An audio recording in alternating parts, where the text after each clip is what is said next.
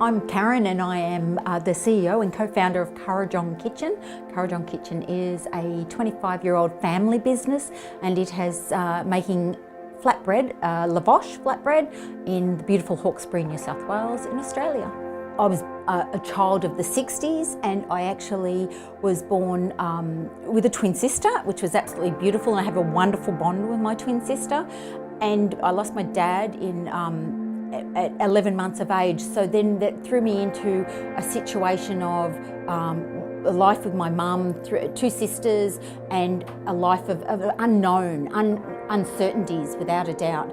From there, I went through to school, really hoping that I was going to, go on to university and have a great dream of going to teaching and sharing knowledge and sharing my love and my passions at the time. And then that didn't eventuate, and then I was popped into the workforce and out there bringing in and being a contributing party of my family home.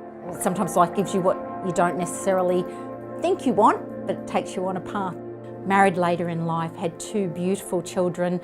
Ben, my husband, is the father of those two children and also my partner in business of Kurrajong Kitchen. So for the past 25 years, that has been my life, Kurrajong Kitchen and my two children.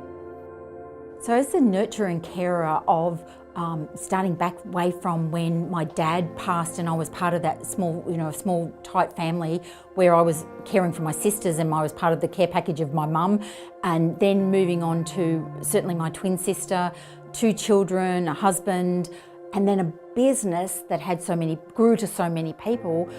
I did nurture and care for a lot of people in so many different ways, and always extending beyond what I could see in front of myself. At some point in the last couple of years, I realised that I needed to self-care for me.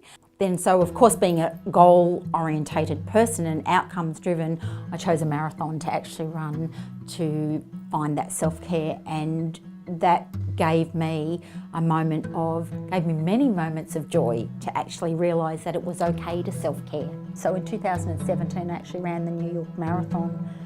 Having not been a runner, I just needed a goal. As I did run that marathon, there were a lot of walls that came up. There were a lot of journeys that every time I put my one foot in front of the other, I had to keep considering what was the next step, what was the next strategy. Just like business, walls come up all the time. You get so far, you achieve something and you think you're doing fantastic, and then you might get thrown a curveball, something you didn't see, you didn't plan for. But having the resilience, and that's what business has taught me over the last period of time, my life, those lessons I've been thrown, those circumstances I've been thrown in life, came up, they faced me in the marathon, and I addressed them. I was willing to listen to them and see them and realise them, acknowledge them, and give myself permission that everything was going to be okay from here on in. I smile as I think about when I crossed that line, and it was dark and there wasn't many people around, but there was my small support network around to cheer me on as I crossed that line in pain and agony. But the achievement of actually finishing a goal I set for myself, I achieved it and it felt amazing. If there was only one thing left for me to say to somebody, I think it actually would be that moment when you make that, when fear faces you, when fear does come up in your face and you go, should I not? Or you want to take that step and something stops you, but there's that feeling inside that says, no, don't let it stop you. Don't let it stop you. Go with that gut. When that sense of doubt hits you because you've gone the wrong way, listen to it.